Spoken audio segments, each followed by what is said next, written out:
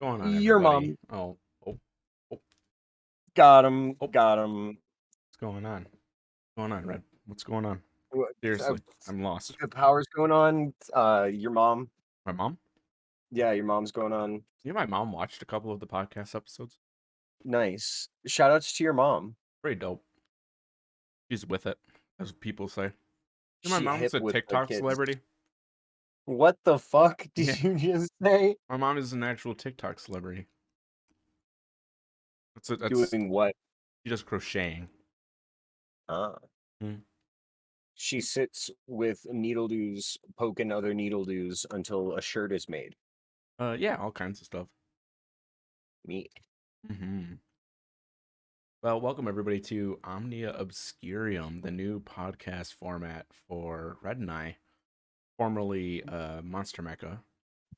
Right. It is very good to be here in Los Angeles with the Tonight Show. It's very, very nice, honored to have Jimmy Kimmel have me as a guest here. Is it Jimmy Kimmel? That was I Fallon. don't fucking know. I don't know. Jimmy Kimmel hosts it now. Jimmy Fallon used to. I don't fucking watch television. Yeah, I don't even have a TV. I have a computer. I don't have eyeballs. Do you can you remind the audience of what this is? Well, that was a pretty good transition. I don't have eyeballs and very much need a second sight. So we played that game. Mm-hmm. And Second Sight is a game about it's psychics and stealth, and it's Metal Gear the Brain. And it was made by Free Radical. And if you guys know who Free Radical is, they did Time Splitters as well, which is a pretty beloved game on the GameCube and Xbox, I believe. Was it on PS2? I it was on PS2. Was Um, okay. I played on GameCube. I didn't know it came out on GameCube. I played it on the PlayStation too. I think it came out. Oh God, did I get my facts wrong? I know Second Sight was on the game. And that was regarded as like what? One of the worst releases? Yeah, PS2, GameCube, and Xbox. Okay, it was a cross console.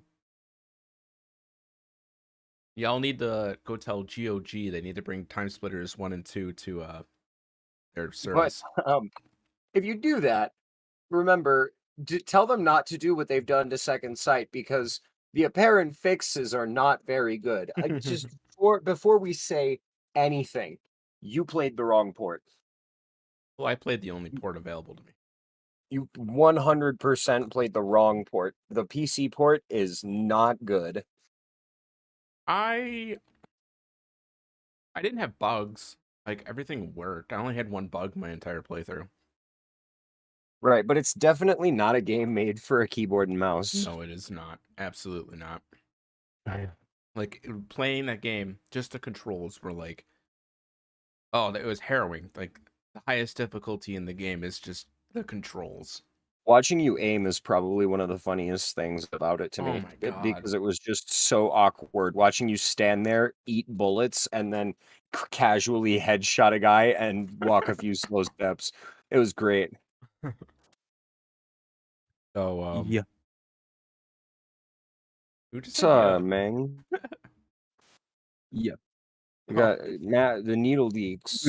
oh, popped in the first recording of the first episode. Funny. I thought we were in a Oh, did private call. no, I guess not. Bruh. Bruh. Hello. Can I can Lead I hacks. can I real quick just um Needle Deek and I will be playing some Borderlands games in the future, and Hell yeah. it'll be interesting because I know Red here, you're not a fan of that, right? Boring lands. I don't like those games. So it's a little heads up on what's coming in the future. Um, what I was saying was Second Sight. I like John Vatic as a character. He was really cool. He was in depth. He was fleshed out, and at no Just the point. right amount of cheese. Oh, exactly. Yeah. Like we don't need to know his history as a doctor to understand his situation, and I really appreciate that about the writing.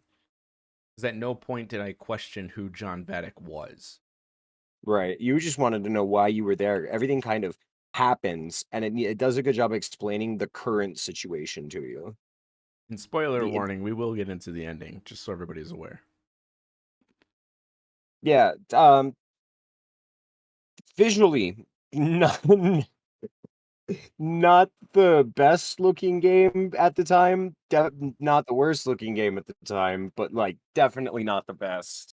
And this is 2004. Free Radical Designs, they're well, they Metal were Gear pretty Solid small. 3 was out by then.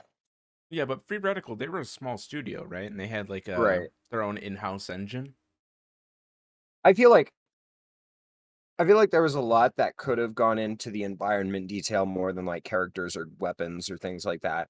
The particles were all really nice. All of the abilities have really cool effects and stuff. Yeah, I agree. Especially for that time period. Like I was kind of blown away like how I knew where I was going by the map design and how things were laid out and designed. Right. I never felt It is a lost. very well-made game, very straightforward. Everything that they give you as the player to tell you, "Hey, we want you to get a challenge, but also, like, enjoy the Right. experience." Back on point with the story, like I think Jane Wilde was a pretty boring character, but I could understand why Jane Wilde was really important in the story because her scenes set up John Vadek as this questioner of the psychic phenomenons around him, and then he has to use psychic phenomenons. The only real time I would have liked to see a little bit more interaction between Jane is like if he was like, "Why do I have these abilities?" and you claim to be clairvoyant and things like that. But we never really see Jane do anything psychic except for like precognition, kind of. Right. She just kind of, like, is aware of James, and that's just Right. Or how John, that not goes. James. John Jingleheimer Schmidt. His name is my name too. Oh, is it? Yeah. Oh, super dupe. I thought her name was Red. Dang. Is there any point in the game where you got like really frustrated with anything when playing on the PS2? Um, I think just initially learning the game at the beginning, like, not the escape segment or the tutorial segment in the trench, but right after that, when you're thrown into the first, like, real mission guided area, it kind of builds up to this, like, there were a few moments where I got a little bit turned around with my enemies. It was frustrating learning to interact with multiple enemies on screen at once. Right. Definitely not a combat centric game. If you try to take it, like, too heavy handed, Yeah. you will die. Yeah, and they kind of make that pretty clear right in the beginning. Like, you are a doctor. You have 1 day of boot camp, and then you're thrown into a military Right. exercise the next Right. day. You're clearly not a trained soldier capable of doing insane shit. You are playing the character provided to you, this down on his luck scientist, not a fighter, being forced to fight shit. And I mean this sincerely. When I would possess other soldiers, I genuinely felt like those soldiers fought better. I don't know They if were just that's in my head. faster. Their aims were more precise and easy to use. Like, it was just better. Right. They were very accurate to what you're supposed to be. Until you give John a sniper rifle and then he's a god. And you just, like, eat bullets, run in a circle, and shoot a dude. I watched you do that. I watched you run in that circle and then shoot blink the dude because he kept missing you while you were it was a small ass circle too. That was some really bad AI for a moment. We're not into the AI just yet, but trust me, I have some qualms. Um, yeah, you had mentioned the graphics and the particle effects, and honestly, I think the game does stand up very well in those regards. Where the game falls short for me was controls. Just I felt like 90% of the time I was fighting the controls, they weren't working with me. Just trying to hang off of a ledge to shimmy my way over somewhere became a huge hassle, and that put Yeah, me back quite a bit, not especially in the having end. joystick pressure sensitivity in this game makes a huge difference. Hmm. There are some moments where being able to gently inch yourself around is fucking clutch, so you absolutely need to play it with a controller. Playing it with a PC means you restrict yourself from being able to hit a few things at a more precise angle and speed than you would want to. Right. Right? But you just kind of, like, wind up you end up going to climb down off of a ledge and just yeet yourself over the side. It's the same thing I felt about like aiming in combat. Is it would you would aim, but like if your mouse was in the top right hand corner of the screen, right? It would drag the Right. mouse to the whatever closest object you're allowed to shoot, not exactly the enemy. And that was really frustrating because you have to like swing your mouse to the other side of the screen to move targets, and it was So I've seen not the good. aiming system in one other game ever. Resistance Retribution for the PSP uses an extremely similar aim style. Mhm. The reason it works there and not in Second Sight is because when you have a PSP which does not have a second joystick, you can't guide the direction of the aim with anything other than the face buttons.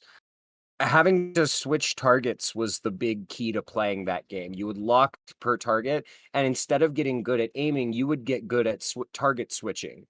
You get to the point where you would switch to whatever target you were trying to hit as fast as you could, going the proper direction. Right. S but that still doesn't justify, like, when you have the ability to do better aiming than that at a time when games were doing better aiming than that quite often. The guys who made Time Splitters made this. They know how to make guns aim, but Time Splitters is also more GoldenEye than it was, Call of Duty. Right. So, Right. And I guess it makes sense. if you watch my playthrough, you'll see me like fiddle with the controls quite frequently because I'll go to a first person angle, which you're only supposed to get when you're crawling an event. But for PC, I think it was only for PC. They made that available just by hitting a button. I probably would have played the whole last game that way. You just set the stop, you're not allowed to move, and then you hit Q and then you right click and it pulls up the gun and then you can aim. Yeah, it was like, but once you're in like a combat scenario, you're kind of limited. And when you're See, in that mode, you don't have like center sight. It still flies around the room, but you can lean around a corner and things like that. And it did make it I a lot feel like nicer. I feel like a PC port of this game would have been its absolute best if they just ditched the third person perspective Oh, I agree. altogether. Yeah, I agree. Or they could have kept it and just gave us like hit E to switch whatever you're targeting at, and you can cycle through what you're looking at. Right. Super easy target switching like any other lock-on based game on the planet. Right. And I didn't hate because once you learn it, right? Once you get over that old school difficulty curve that Second Sight has you in, because it's from 2004, it's not that bad. Like, other than when I move my mouse to the left or right and it does like a sine wave up and down, and I can't do a smooth targeting, it's fine. The And it, best way to describe the second sight is good hidden gem, bad commercial release.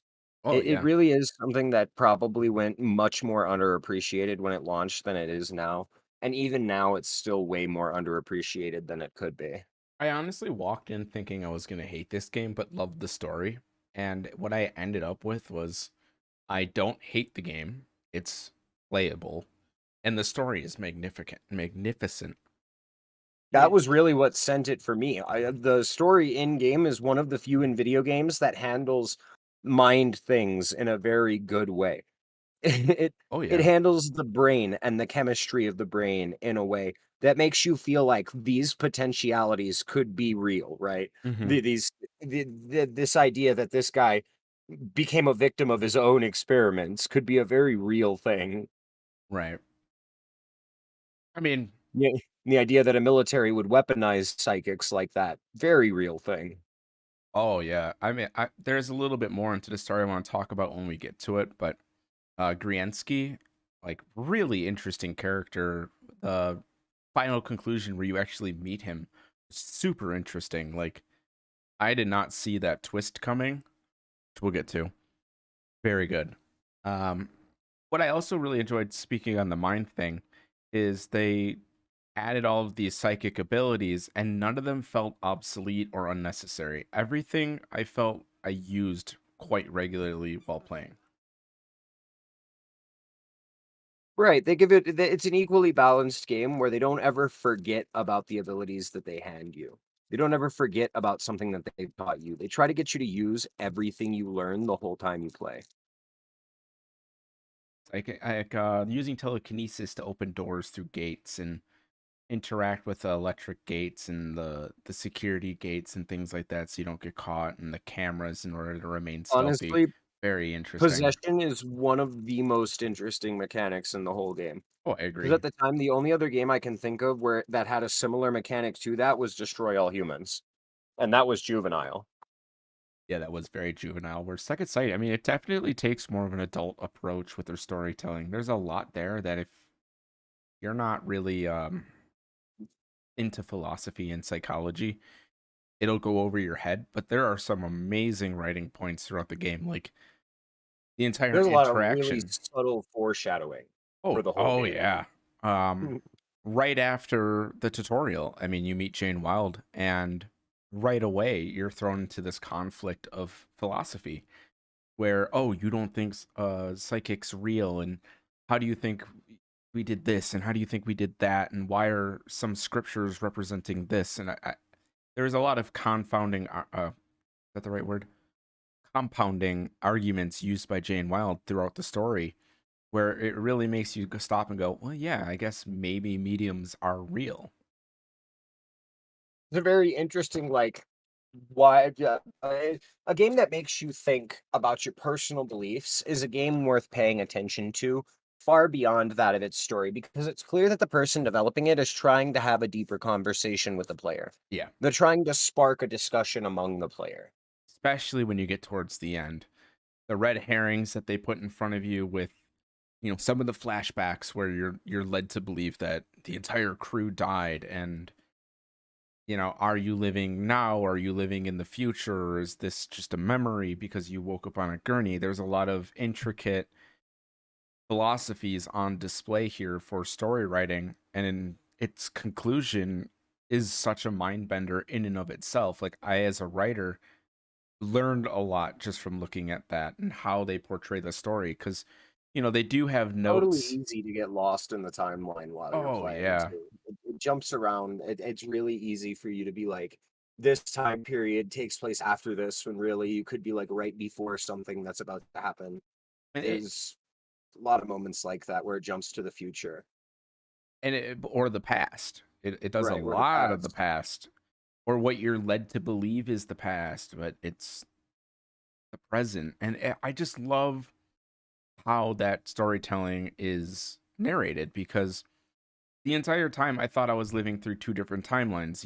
You're going into John's head into the past, but what you're really doing is going through the not quite a memory, but precognition of what's going to happen.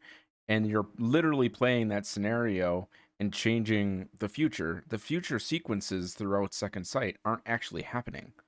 The only one that matters is the last one. And I love that concept. It's such an interesting way to frame this story about John. Yeah, So let's get into that's the twist. Or do you got something to say? uh no, I don't have something to say. I was on foreshadowing earlier. I was going to mention I bought Final Fantasy VII Integrate. Oh, very cool. We'll have to get to that at some Yeah, point. we'll get to that. I think we should get to the twist though, because the way the game fucks with the player at the end is great. Oh, so good. Okay, so the like big reveal that Griansky, if I'm saying that right, is not the villain, and he like genuinely cares for these kids, and his experiments for the most part were rather humane, and the town that they were in was so isolated that some form of incest happened over the years, which is why some of the older kids and adults were leaving the village and hiding their psychic abilities. Is super Good interesting. intentions with a very fucked up situation Oh yeah, is what it turns out. super dark. I mean, very very dark. Very, very unfortunate accident. And the narration of, oh, Russia's evil and Russia's gonna use this to make super soldiers, and then that twist where you find out Hansen is actually the one with the silver spoon feeding all of these soldiers the lies, and you the lies, and setting up red herrings and false flag operations to convince you that you're doing something right, just to find out that he's been perpetually feeding you crumbs to get you there to capture you and bring you back to America for experimentation. Right. Like, It's a very amazing, BioShock Atlas approach to dealing with the player. right? I really, really appreciate that because it creates an even bigger, and of course, this is a political narrative at that point. I don't want to get into the politics of it, but showing America in a different light where we weaponize things and we're selfish in some regards was also really interesting. And it tells me that whoever wrote this story was a very conflicted person in and of themselves.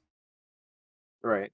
They had a lot going on politically in their own mind that led them to think about a lot of internal deep conflicts between what they believed in, their morals, and like the potentialities that come along with warfare.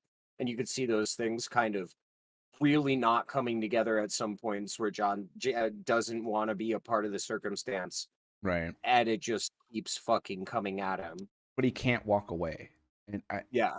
And that really made me feel for John because he's like, no, I gotta save these kids. Like, I have to save them. Like, they're just children and Hanson's gonna experiment them. And in the end, you end up fighting actual psyops, like actual soldiers with psychic abilities.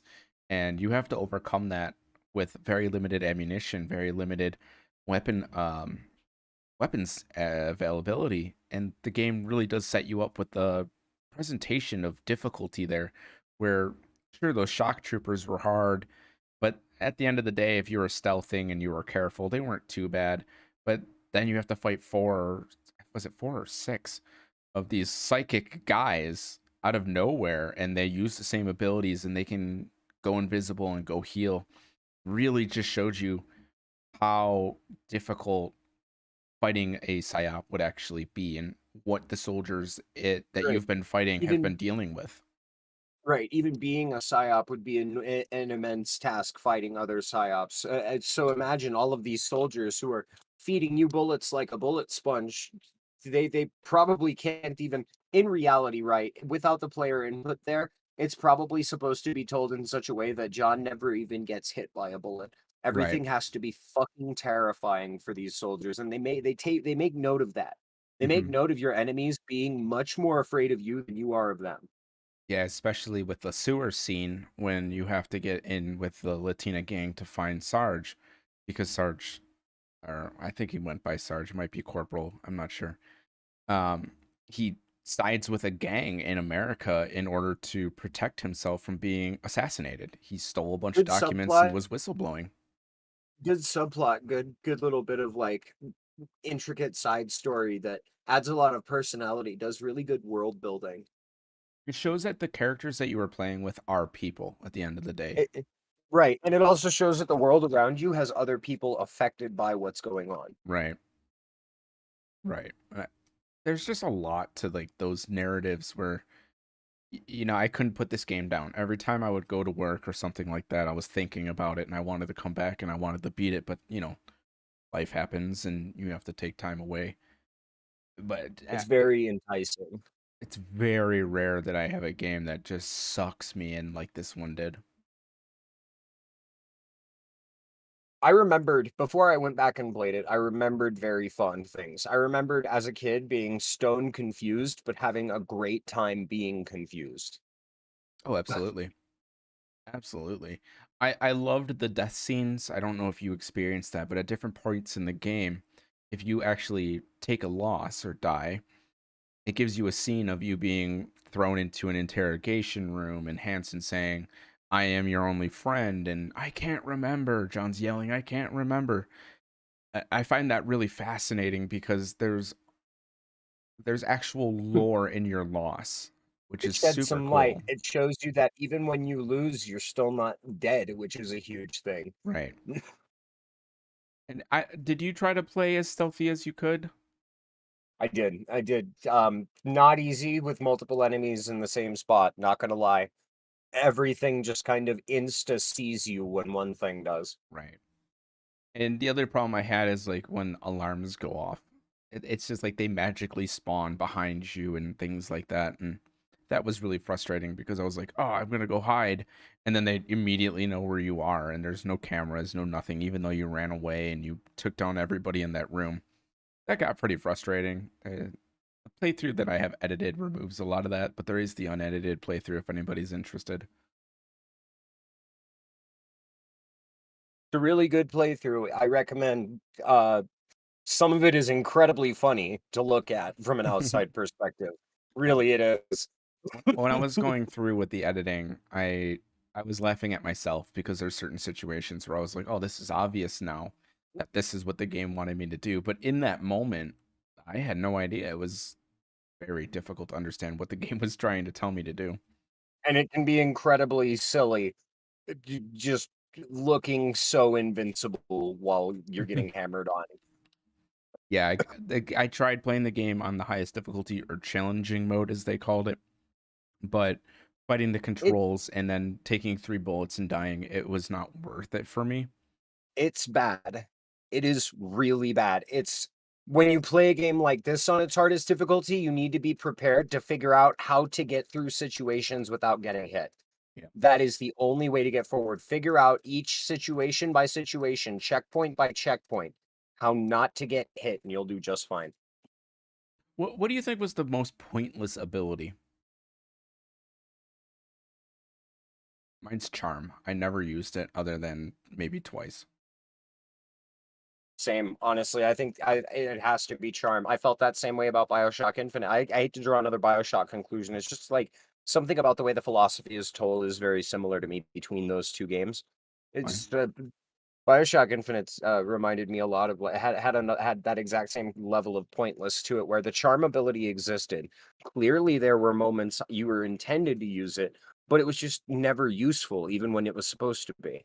It was totally meaningless. You never were required to use it, The, except for the first time you get it. the game also very rarely inputs you to like talk to people. So like the first time meeting the Latina gang, um, I was just guns blazing and those gang members just kept spawning and kept spawning and kept spawning. And I was like, I'm gonna restart this because something's not right. And clearly you could just shoot your way through and dip straight to the fire escape and go meet Sarge or Corporal, whatever he calls himself. Um, but like actually communicating and running their little side mission was very eye-opening because these people don't know who you are. They have no reason to think you're hostile in the first place. And working with them is very cool because you actually get a completely different model for John if you work with them, or you get a tattoo up your arm that shows you have the mark of that Latina gang. And that stays Which with you the also entire game. huge props to the devs for branching pathways and dynamic storytelling and what could have been an incredibly linear experience. Getting to that. Some missions were stupid linear. Like, take Resident Evil 4's linear, multiply that by 10, it's a hallway. Yes. It, again, very few really good branching off moments with a lot of good exploration, but there's a lot of it that's walk forward, shoot some guys, unlock this ability door, walk forward. Yeah, when your first time going to the Hanson building, where you have to get the UHD to make the video to play it in the theater, that whole area was just so boring and confusing, and I didn't know what I was doing 90% of the time because I was used to being able to like telekinetically pick up an object and bring it to me, but all of a sudden I have to interact with it to pick up the UHD. So there were just little things like that along the way where I was like, "Oh, that's fucking, are you kidding me?" The game kind of changing its rules on itself Yeah. is not ever a good thing for any game ever to devs out there. Just don't change your own fucking rules when you've already established something with the player. Really. You can upgrade stuff, you can advance, you can add on to things, but don't directly change the function of something Hmm. halfway through. Yeah, you can't just change how the player interacts with objects out of nowhere and expect them to understand immediately. Like I was Right. sitting there at the computer and I'm like, why the fuck can't I watch this video? And then all of a sudden it's like, oh, you have to go to this room and get this cutscene. It's like, well, I've never had to do that before. Why do I have to do it now? That's how you end up with a situation like Mortal Kombat Mythology Sub-Zero, where you have to go crouch at the ledge of the platform and get carried by a tornado. But the game literally never gives you any indication that any of that is even supposed to happen. Right. Yeah, it's strange, like cryptic ways of just doing stuff to Mm-hmm. fill time, I think, which is a big problem. It's a good game. It has a good amount of time. It didn't need little bullshit like that to add extra few minutes. No, I mean, I'll honestly just remove the theater room, have the video play on the computer. He steals the UHD. I gotta get to the elevator. That's all you really needed is like, and then you would have expanded the level. We would have went up the elevator and had the whole interaction with Hanson, which led to the next mission. And that interaction was great because Right. you And you know see what? John dehumanizing. All of the times saved developing that portion and building on to what comes after the elevator could have been used to add more detail to that whole environment. It felt like padding. Right. Like they just needed one less puzzle and they didn't have any ideas. It's the home stretch now. Let's get that last little shreddy bullshit out of the way. I think that's really my only deep qualm with the level design. I really liked the asylum when you get Jane Wild out. That was super cool. There was a lot of depth and a lot of intricacies to that level. A lot of stuff to look at and hunting for The like the little video introduction is my games. favorite part of the game by far, I think. Just the introduction cutscene bringing you into the game and Mm-hmm. watching John freak out the way he does on the table, the whole thing is just such an interesting, it leaves you with so many questions right out of the gate. You can really feel how this game might have like inspired something like Manhunt with how it opens up and introduces itself. Right. Take out some of the crazy gore and the snuff film aspects, and this would be a pretty good, that's a really great comparison. Yeah, I agree. I mean, all in all, I'd have to say, like, if you like older games, like from 2004 and things like that, and this is something you missed out on, I would recommend it. But if you're a novice and you're just passively enjoying video games, this is a hard pass. Just watch a playthrough. If you remember this game differently than we do, then comment about it because Oh, we'd like yeah. to know everybody else's experiences with it. It's definitely not a game that is made for everybody, that's for Oh, sure. hell yeah. And we're getting there. We haven't even gotten into like the crazy, not good game stuff just yet, which I guess we can move over to if you have anything to say positive, shoot it out now. I think we've said pretty much all of the good. Okay, We've laid out the good. I have a couple more. The world design is really good. There's a lot of stuff for you to interact with. The walls have like graffiti and they have artwork and they have paintings and the glass breaks. For 2004, the world really did feel alive. When you ran into a box, it moved. You can pick it up with the telekinesis and throw it at your enemy. There were a lot of intricate things that, we saw with Half-Life 2 and stuff like that that I really hadn't experienced all the way back in 2004. So playing this game now really gives me a good sense of inspiration or what some games might have taken inspiration from because Free Radical was really pushing the boundaries of the engine that they had at the time and they were doing things that I've never seen before for that time period Right. and it was It doesn't incredible. it doesn't leave the same impact for me now, but I'm almost certain that if I had seen it at the time it came out and been one of the people who played it at release, I would have been absolutely flabbergasted by what I was playing and seeing.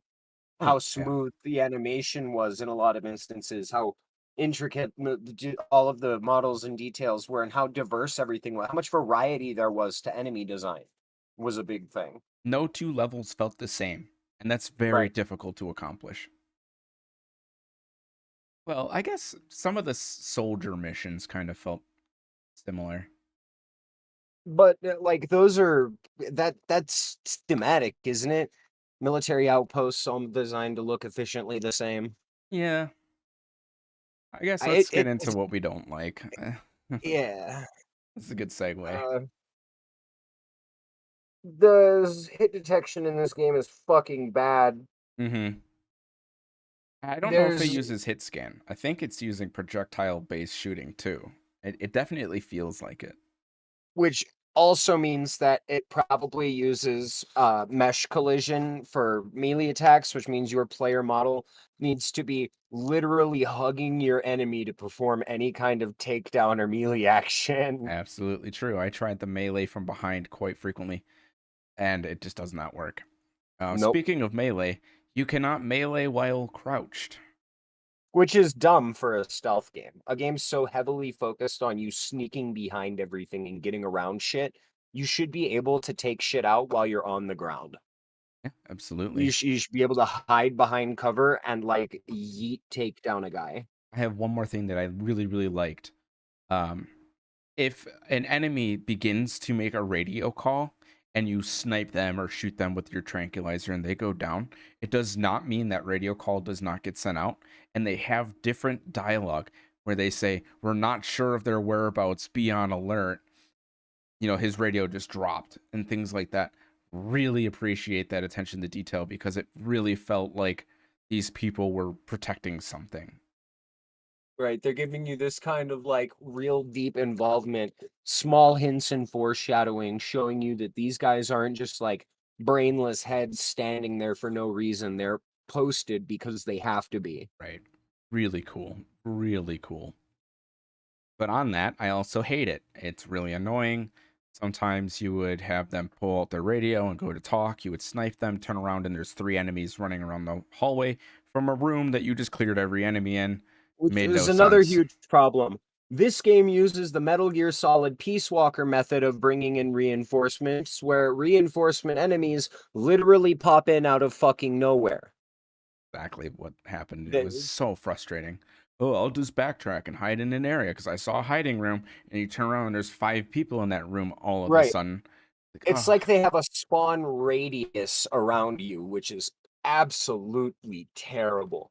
You can't escape from much very easily. nope. There's really no escaping. It's fight You, your way backwards, but you can't backpedal and aim and shoot. If you try to backpedal, your character will do a full 180 and then aim in front of him, which means you even can't. like a Silent Hill Oh, backstep would have been cool. oh, absolutely. Especially if you have the right, in this case, the right mouse button.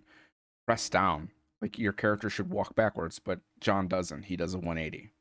Which was There was always an argument to be made for tank controls, man. Always. And this is one of those instances where having tank controls probably would have benefited this game a lot. and At on least that, aiming tank controls. on console, did you have the option to go to a locked camera perspective? It just would automatically switch Oh, at did certain it? moments. So Yeah, on PC, you actually get the option to switch between the two. that's interesting. It was really cool. You hit shift and it would go to a locked camera perspective, and you can hit shift again and it would change it. Which came in really clutch because sometimes I had to like look around a corner or something like that. So hitting shift, I can see the whole hallway. Yeah, the console version, the PS2 version is very Metal Gear Solid like in that when you got to a certain area, it would auto pan the camera so you could kind of stealth your way through shit. The only way to Interesting. change the camera away from that would have been like getting out of the area or getting into combat would bring the camera back down. Oh, that's interesting. Yeah, I could be in the locked camera position and fight even. Huh. Seems like this port actually added quite a bit that neither one of us were expecting. Yeah, they did a lot with it. I still, play it with a controller because it just feels more comfortable, I think. I think I I would know have you had a could better remap time. keyboard and mouse controls, but you can't change. There's no substitute for bad mouse. Yeah, pretty much. I mean, all honesty, I would not play this on PC ever again. Go go buy a PlayStation 2 copy if you plan on playing it. Play it on its authentic hardware. It is really a good game where it's intended to be. You know what? You need it with all of its bugs intact. You need it with exactly how it was put together initially. You'll have a decent experience if it's your kind of thing. If you're interested in, if you like Metal Gear Solid, it's a big recommend. Yeah, yeah. I do feel like though, like I want to give this game a higher rating. Obviously, we're not in the ratings just yet, but when it comes to like models, they didn't age well. The voice acting aged well, story aged well, gameplay did not age well. Map layouts, spawning. It's overall a very clunky game to play, but it's not dark clunky. It at least works. Right. It's Prince of Persia clunky, classic Prince of Persia clunky, where you can learn to do it. Right. It's a very step-by-step procedure where you learn to play the game, and it turns out well. And it comes a long way for me to say that, like being somebody who played Assassin's Creed Bloodlines live in a marathon. um, learning Assassin's Creed Bloodlines was near impossible. The game does not work. That's just No. No. the end of the Yeah, that story. game is fucking broken. If you would have handed this to me when I was 14, which would have been oddly the correct time period, I would have been like, "Oh yeah, this is fine. This is a completely playable game." It would have been on Xbox, so I would have had the best experience. Right. You'd have had the anti-aliasing, the best visuals, the smoothest Mhm. frame rate. It would have been the best experience. I don't like I I don't like some of the characters. There's kind of stereotypes. I like the Latino gang can be kind of stereotypy in some regards. I understand that it's a product of its time, and we as a people have kind of moved away from those things, but that's more of an opinion than anything else. But also, like, is it stereotyping? Because, like, given the time period that the game itself takes place in, that is how that gang would have been behaving. Right? It's less a stereotype, more a period piece. Period piece is fair. Yeah, I think stereotype is when you take something from a period piece and you apply it to the modern day, right? As if it's a common occurrence. fair, fair. I mean, I don't really have the information to say otherwise. It just kind of rubbed me the wrong way in some Yeah. regards. Like, I don't want to get into it, but like, there were just some points where some characters acted a certain way, and I was like, eh. But I mean, that's not a deal breaker with me. It's just that's just the Yeah, way it is. cheesy cliche shit happens. All it fits in well with some of the other games cheese. Some of the game's other cheese. Right, it does. Like, the game is top tier fucking dialogue, man. The voice actors on point in their remote Oh yeah. locations, not interacting with each other. I mean, even some of the characters like behind doors and things like that were voice acted very well. To the point where you can pinpoint the exact model that is speaking if you've been And playing long early enough. with 3D audio, very impressive. I did not expect 3D audio. When that came through my DAC, I was like, "What?" Not expecting that. And it's like 4D, right? It's a four directional or six directional audio. I, I It's I didn't have up and down. I just had panning. yeah, it's just X axis audio. Oh, and Z. Y X some Y X axis or Y axis audio. One of those. Y axis is up and down. Yeah, X X axis audio. axis with a Z distance volume control. Which is, I mean, that is not easy to program. If you've played Phantasmaphobia and things like that, like this is kind of a new thing for microphones doing it, people speaking. But there are a lot of games that still to this day do not do 3D audio. They just don't. You can tell Second Sight was a game that was made to be played with a surround system and the Dolby Tech at the time. Oh yeah. It's supposed to put you on edge. I mean, it's a very uneasy game. Some of the noises, the end of the game with the screaming from some of the prisoners. Like you get like partial horror mixed in with partial action mixed in with lots of psychological thriller, and it's just this real mishmash collection of stuff that the audio works really well to blend in with. Right. I think it was great. It was geniusly done.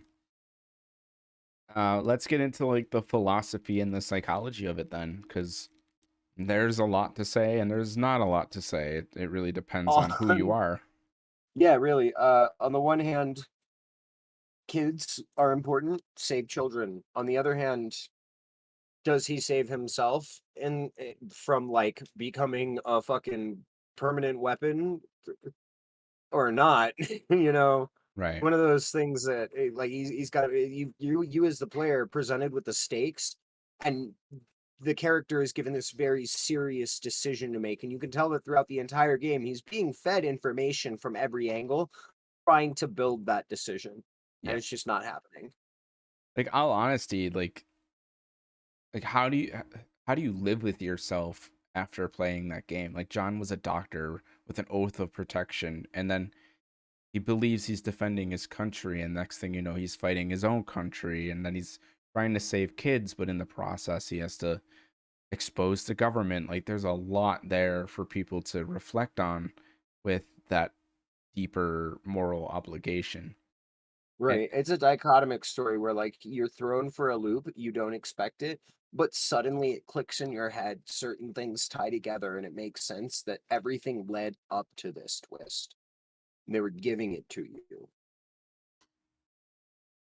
there's a lot there. I mean, like philosophically, just speaking on like what the game expects you to do. Obviously, it's framed in John saves the kids and kills Hanson. That's how it's well, the kids kill Hanson technically, but you allow it to happen. John just watches as these children rip And you know apart what? In the Hanson. beginning, you don't question your morals right out the gate. It takes a bit to build up to you gradually starting to question your morals more and more while you play. Yeah. I mean, releasing the prisoners from the asylum in order for them to take on the guards, so that way you don't have to. I mean, that's an objectional wrong thing to do. I think most people Right. would say these people are in here because they're violent offenders, and you're just like, yeah, whatever, let them out, go let them go kill these NPCs because they're both NPCs. But then there's weight to that. There are Yeah, your morals are consequences. telling you that, like, even though this is a terrible situation, operationally, it is also the only thing that keeps this progressing in the manner it's supposed to. Right. And I Which brings this you to this like, wait, man, I don't know how I feel about this anymore and they were like, mindset. oh, the one of the inmates stole a key, and it's like, oh, so I have to go like release the inmates and look for the key by knocking them out or killing them. And it's like, oh, that's really, really dark. And I did it. It's not Like, just wow. it's not just dark, it's downright evil quest line and Fallout dark. Oh yeah. And then they none of the inmates even have the key. It was in the storage room the whole time. So you Right. go and you So do it was that, and it's not totally a even the right tragedy. answer. Oh, And the game does it just to fuck with you. yep. It's all moral compassing. It's all to lead you to question your decisions, which all Fucking incredible. comes down to the grand finale of John using precognition, realizing that he where was he? He was with Hans or with Kriensky when his precognition took over, and he began to Right. realize, and he went and he His giga brain processing power can prevent a bad situation. right, because the beginning of the game is the end of the game, but only the end of the game if it's a failure, if you die or quote unquote die, which Right. means everything that happens in the game from the time you go into boot camp to the end is the actual storyline, and that it's just fucks with you the entire time. And you know what? It does a really good job of it because it never gives you too much. It never gives you too little. It gives you just enough to leave you asking the question. Not only that, but it doesn't matter. You don't need to know the Right. perfect timeline. Neither does John, and he doesn't understand how his abilities work. Neither should you. You don't Right. need to question it. You brought the interest up, and now you're less worried about figuring out why it's there and more interested in where you go from here. Right. I mean, you. This was your recommendation. You're the one that was like, Ian, you got to play Second Sight. I was like, I don't know, man. I've seen this game at like GameStop for like 25 cents. And you were like, no, you gotta play it. It's such an underappreciated classic for what it is. It stands up next to the other stuff that Free Radical did at the time. They were a very well constructed game studio pumping out really great shit, which is why I always say I bring up games like Alpha Protocol where people hate it. And I'm the only human being who seems to like it. And it's got this incredibly deep psychological story and all of this really good world building and character building. And for some reason, nobody remembers it fondly but me. I And feel even like going back to this game, like this one specifically, Second Sight, going back to it, it was still a really good experience. I felt really interested the whole time, just as interested as I was like 5 years ago when I played it the Oh, first time. absolutely. Yeah. Yep. Me too. I mean, obviously, I didn't play it in the past, but for my first time experiencing it, yeah. But when you say that, I can't help but I gotta quote like Jake Geller, H Bomber guy, those guys. There's not a lot of people doing deep philosophical breakdowns of video game stories like people do with films. I mean, video games are not a new medium. We know that. There are a lot of people Right. doing reviews, but there's a difference between what we do and a review. I don't look at what we do as a review. We are looking at something more coherently as an art piece. Right. We're digging into it from our perspective as creators. Right. And if you guys like stuff like this, go check out H Bomber Guy, go check out Jake Geller. There are others who do, hour long, 2 hour long breakdowns of games to like the finest details. And it is very important to have this understanding of what makes a story game a story game. Is A it big problem goes lost on a lot of people. Knowing your protagonist is a big part of playing a story game to its fullest. Mhm. Knowing how your protagonist thinks, thinking about how your protagonist thinks, questioning how you think while you make the decisions that you make during a gameplay. It really does build a story game's immersion. I always reference the one DC writer who said, in order to have a good hero, you need to have a good villain. Well, in Second Sight, this whole time I'm told Gransky's the villain, then he's not the villain, and then we find out Hansen's the villain, but he's just doing what he's told, but he's also a total lunatic. So at the same time, I can be empathetic towards both parties, but also be empathetic towards John, which creates, again, a more philosophical question. Should Hansen die for his actions? Obviously, the government sent him to do it. He did it willfully. So should he just go to court and be judicially trialed? But then Like, it's brings up the so whole question of complicated. whether or not it was willful. And yeah, there's a lot that actually goes into thinking about that. Mm-hmm. And it provides this sense of like you want to also know more about your villain like you want to know about your main character, which is a driving force to push the story forward. You Yeah, don't need to know your lore in the past all the way back and get all of this over explained nonsense to get a good sense of why you are moving forward toward the conflict. right. And I don't know if you agree with this, but I mean, Skyrim is a great example where you're thrown into a world, you're thrust into a world, and there is a lot of story there. Not going to diminish that fact. But the game does deviate quite frequently from what is quote unquote your main goal. And of course, this is an open world game. That's bound to happen. But let's go one step further. You have something like The Legend of Zelda, which is not a story about Link. No matter what anybody says, philosophically and psychologically, that is a story about It's a story Ganon about and Ganon. Zelda. Yeah, Yeah. it's not a story about Link. He's just in the world doing his thing.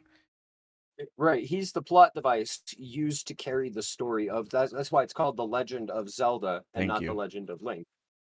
Unless you're playing the second one, then it's Adventures of Link. But anyways, A game like Resident Evil 7 where there's a clear story, but there's so much more there. How Ethan is thinking in the moment, what's going on with the mold, how he's reacting to the environment and things. And they carried that really well into Resident Evil Village. what I really enjoyed about Resident Evil 7, and I don't talk too fondly about Resident Evil 7 and 8, um, I felt like Resident Evil 7 turned the tables.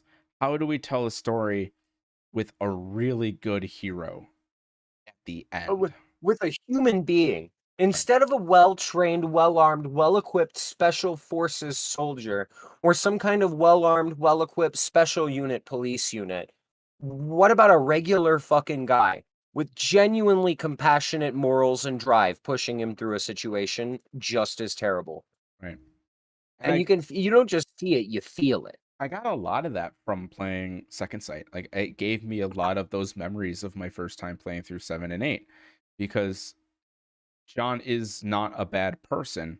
He does bad things. That's very Right. different. He's also not your standard hero type. He's just a guy. He's a scientist. you couldn't be the action hero. He says it throughout the story. Then why am I here? He says it to the military. He says it to the other people. Why am I here? And Jane's like, you have to be here. It's your duty. I picked you. You're meant to do this. I'm cognitive. I'm clairvoyant. And he the whole time he's like, but why? And even in the end, you still don't know 100% why. You just know that he had latent powers. We don't know why he had latent powers. Scientists were creating these soldiers. How did he get them?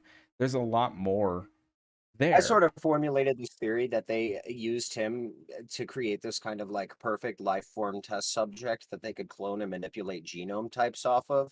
But that goes deep into like the science of the game and how the experiments play Right. out and shit, which they still cover very scarcely when they cover it. And even when they do cover it, like, I think that's a very rational opinion. Like, they took skin samples and things like that and used his DNA.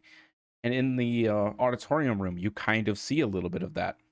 But when you fight the super soldiers for the first time, none of them look like you. They all have like augmentations and body mods that you don't have.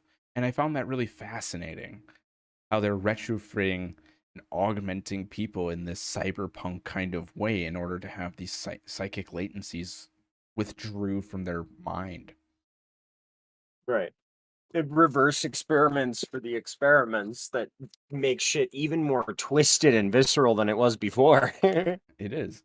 I mean, at the end of the day, In hindsight, it is a very fucking disturbing situation. oh yeah. The Second Sight is a very, very mature, very dark, deeply philosophical game.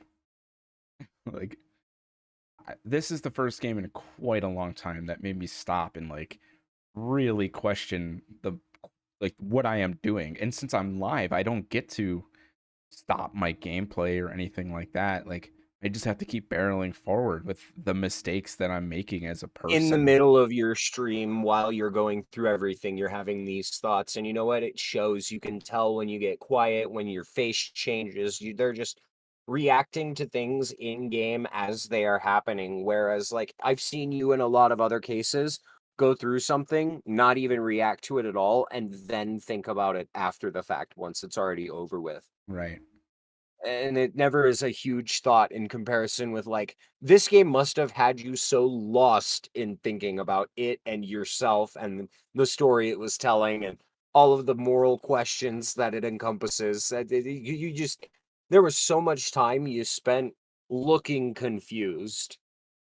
Yeah, and honestly I was, because I knew Free Radical was known for doing these really intense time loop, time inconsistency story arcs.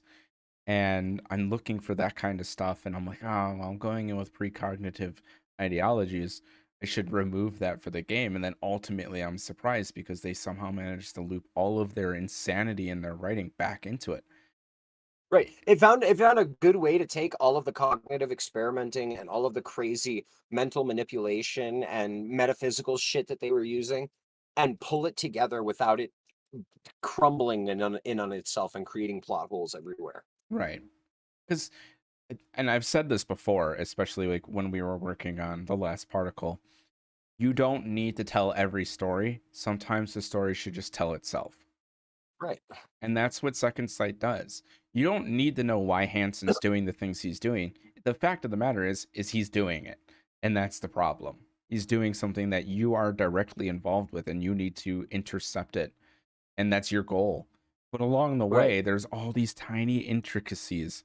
And there's this web forming of just disturbing, dark, You always gruesome. want you always want to know the why, but ultimately you tell yourself that you don't need to know the why to know what your morals in that moment that are. Right. Yeah. What and exactly how you feel about just what you're doing. That's that's a big thing for me in video games. I like video games that make me question myself. That's always something. That's why I go back to Fallout as much as I do.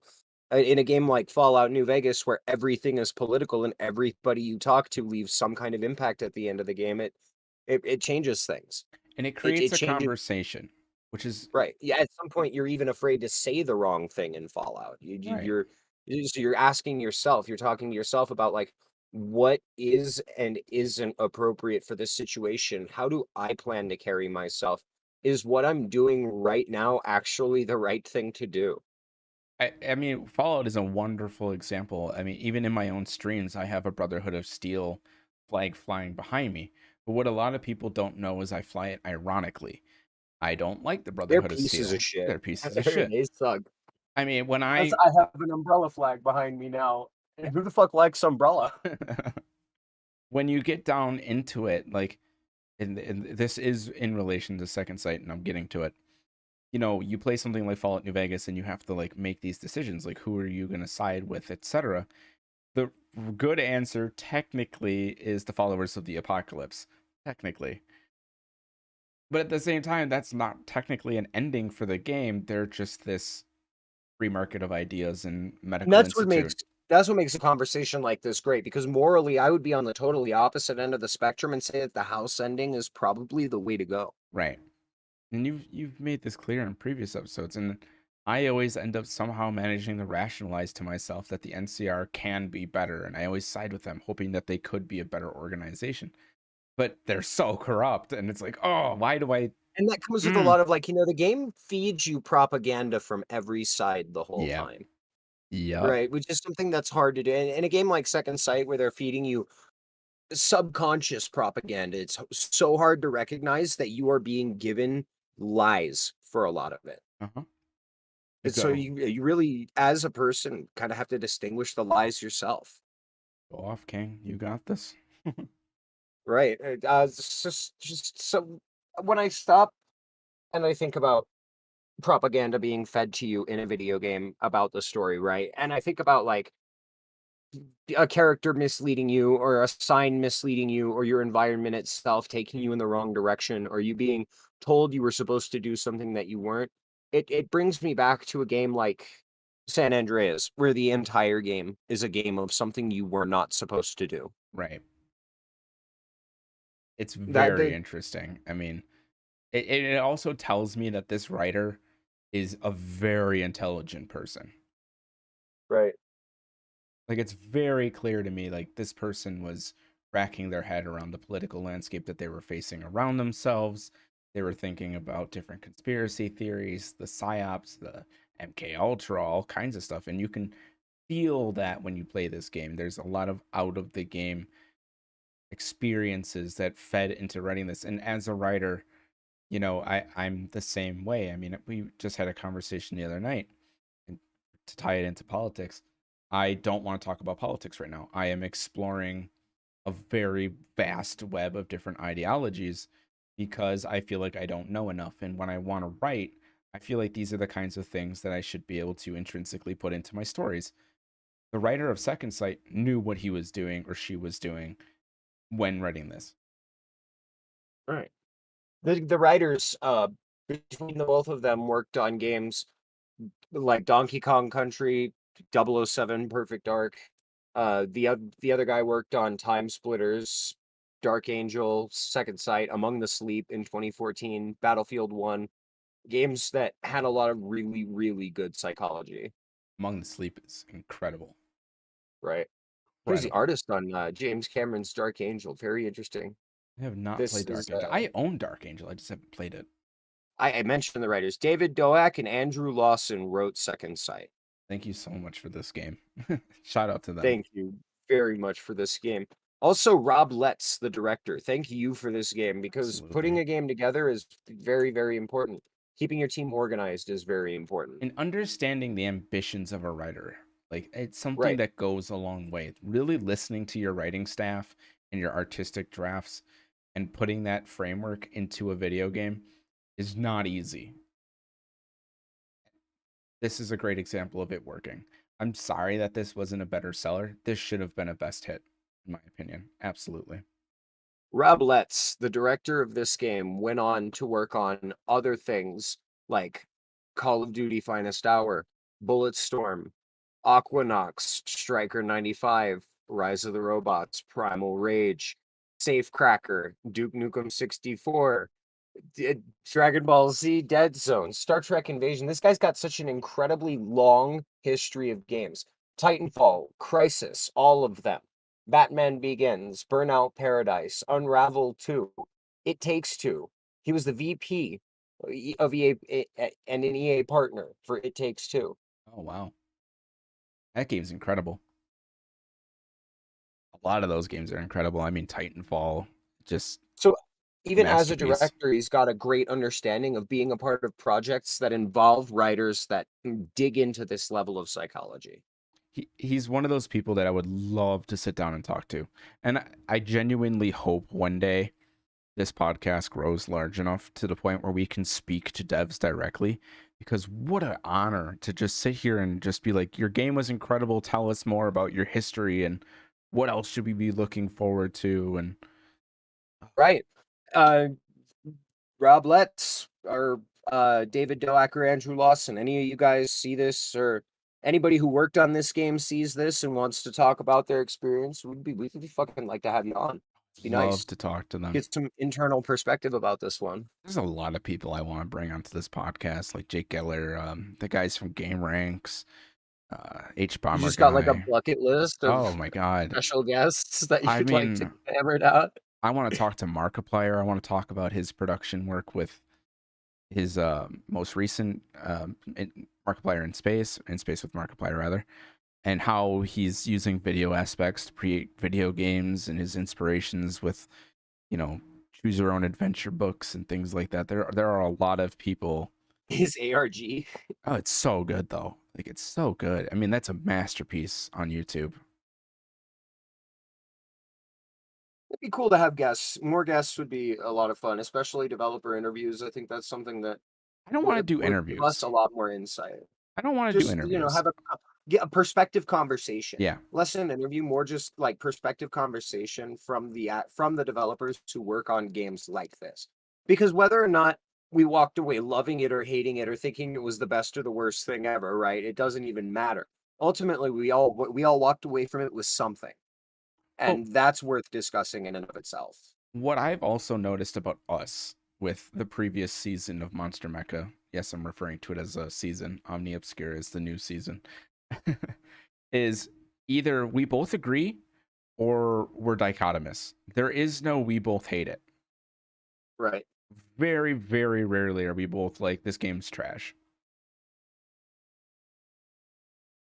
And I don't think, that's just, I think that'd be a hard game to find unless we actively play something like Alone in the Dark Illumination or Ride to Hell Retribution. We're not going to find something that's so objectively terrible that we both hate it. Right. And we can still find good in the mix. And I'm sure many of those artists went on to do amazing things.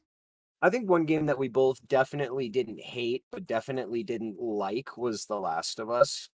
For Oh, different reasons, but it was one of those games where we both walked away with like a sub average experience. I still to this day say if you like Last of Us 1, and you should play 2, but lower your expectations, the game is Right. overhyped. I still think they're both good, just not to the extent that people make it out to be. Right. It's very, very average that. But it's And I difficult think for me to say a game is bad. yeah, I have that same problem. There are very, very, very slim amount of games that I think are genuinely poorly made. Uh, I read Hell Retribution, Alone in the Dark Illumination, Pocket Bike Racers, and Sneak King. Um, hentai games. But there are people who would disagree with you on all of those things because they're small commercialized games, or their hentai games are more of a passion project for, that specific crowd. And I'm sure there's dichotomy, and this hentai game is better than this hentai game and things like that That is within that not a community. conversation I would want to have. No, neither Y'all would have I. fun conversing your hentai games philosophy, but the Before booba is not a deep conversation to me. before we end it, I have one funny story for everybody.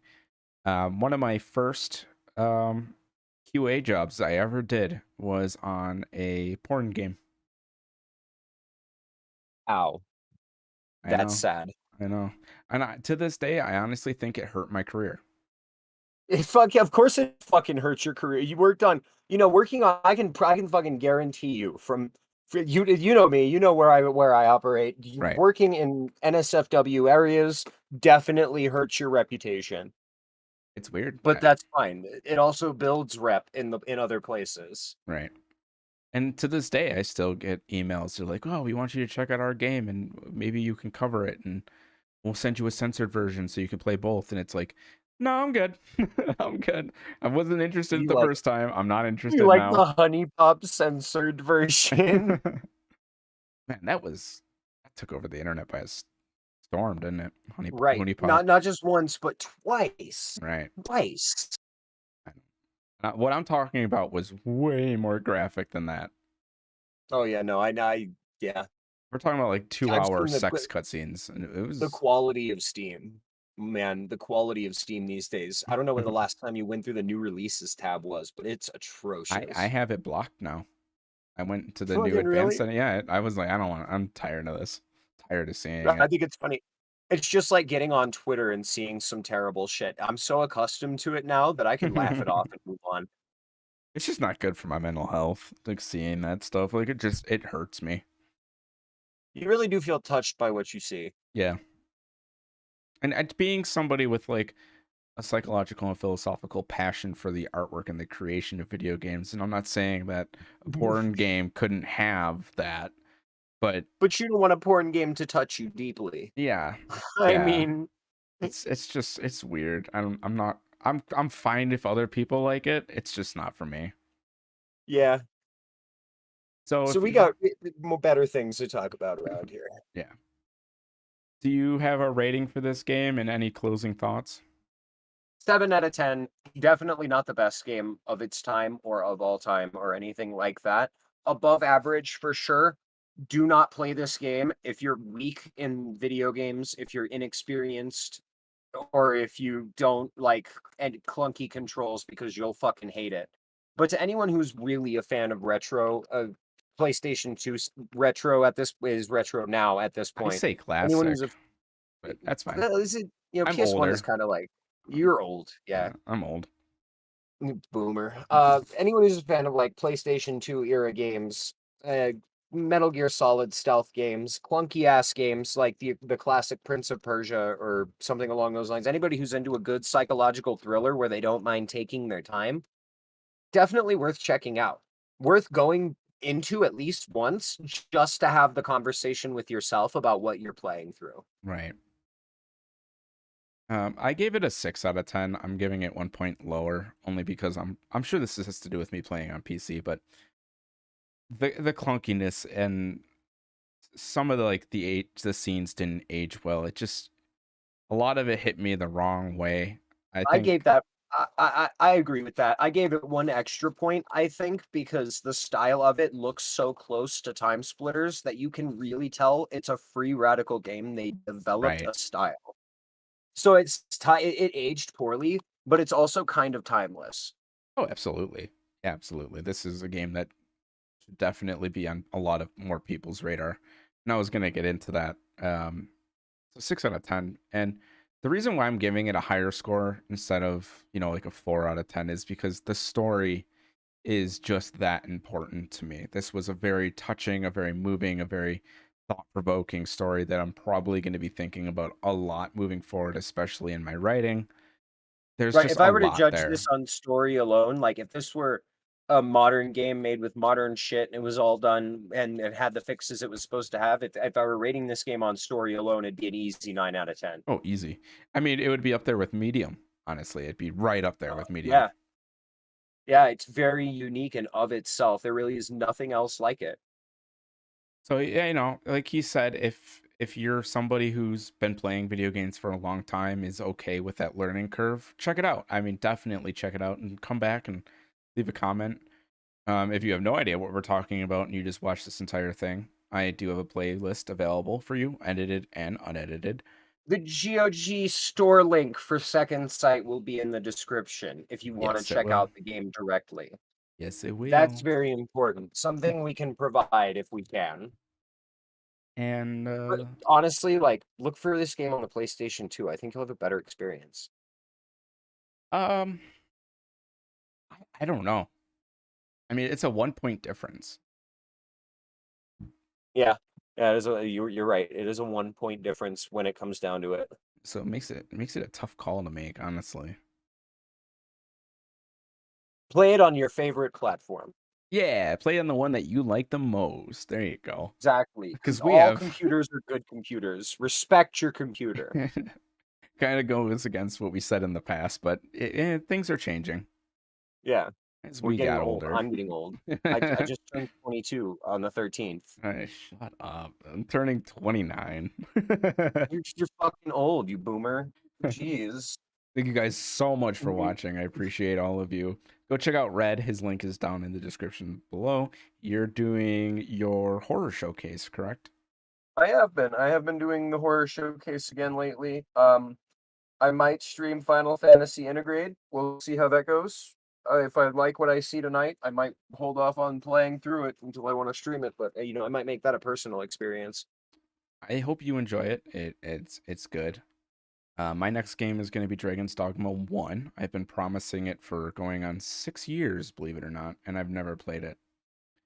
So it's time for me to finally pick it up and play beyond the middle of the game, which is where I stopped my first stream. And that's it for me. I mean, I'm not really doing much other than that. I've got new song came out not that long ago. So if you go to my channel, go to the extra channels, go over to my music channel. There's more music over there. So that happened. Mm-hmm. If we're just like throwing out updates. Yeah. Well, yeah. Yeah. Important. So subscribe. Start sharing it if you can. Subscringle to our dingles. Okay, before we go, I used to be one of those people who was like, "Oh, I'm so sick and tired of hearing subscribe and hit that bell icon and things like that." But like at this point, I'm like, maybe there's a reason why everybody does it. It genuinely helps, and at the end of something, you're really not thinking about it, unless once you've paid attention to the rest of the video or the rest of the conversation. Hitting any of the buttons below totally gets lost. Yep. I said But it it at the helps. beginning, right? Yeah, I think so. Subscribe.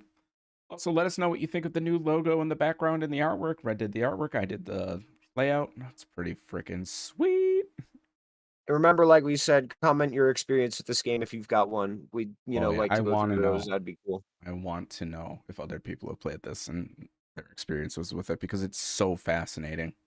Write me an essay. Like, seriously, don't hold back. I will read it. I'm so interested and fascinated by the different psychological We ideologies get that are enough of them, created. we get enough of them, we'll read them during the next episode and give other people's perspectives. That'll be an interesting do. We could do an Omna Obscurum sidebar where we do like another Yeah. podcast just checking out comment section. We'll figure it out. Leave comment suggestions, whatever. It doesn't matter. Just have a conversation with us. Yeah. Just chill out. Yeah. And Be our homie. if we do receive comments moving forward, we might do episodes where we're live instead of pre-recorded, and we'll interact with the chat and things like that. We could put the chat on screen and things like that, and we can talk about your favorite games, and we can have episodes that are not dedicated to a single game, things like that. So I think that's enough shilling. Yeah, thank you. And bye. And have a nice day. And sleep tight. Yeah. And fucking don't do drugs.